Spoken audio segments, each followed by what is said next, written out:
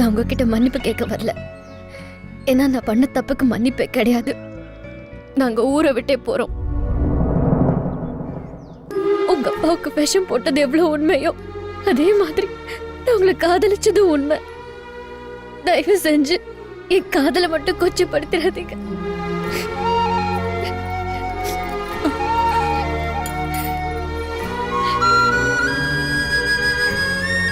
மாப்பிள்ள உன்கிட்ட பேசணும்டா. ஏதோ ஆத்தாகாரி பேச்சு கேட்டு தப்பு பண்ணிட்டா மன்னிக்கிறவன் தான்டா மனுஷன். நீ என்ன இந்த வீடு எனக்கு கோயில் மாதிரிடா. என் அப்பா அம்மா எனக்கு தெய்வம் மாதிரி. அவரை சாய்க்கணும்னு நினச்ச போன எப்படா நான் ஏற்றுக்க முடியும்? புரியுதுடா. உங்ககிட்ட முத சம்மதம் கேட்க வரும்போது அவ என்ன உன்னைய காதலிக்கிறோம்னா சொன்னா, உன்னைய கட்டிக்கிறோம் தானே சொன்னா. கொலை பண்ண வரவ இப்படி கேட்பாளா? உன் மனசுல அவ இல்லைன்னு என்கிட்ட சத்தியம் பண்ணி சொல்லு. இருக்காடா, அவன் என் மனசுக்குள்ள தான் இருக்கான். ஆனால் இப்போ வந்துட்டு போனது நான் விரும்பின ராதிகா இல்லை.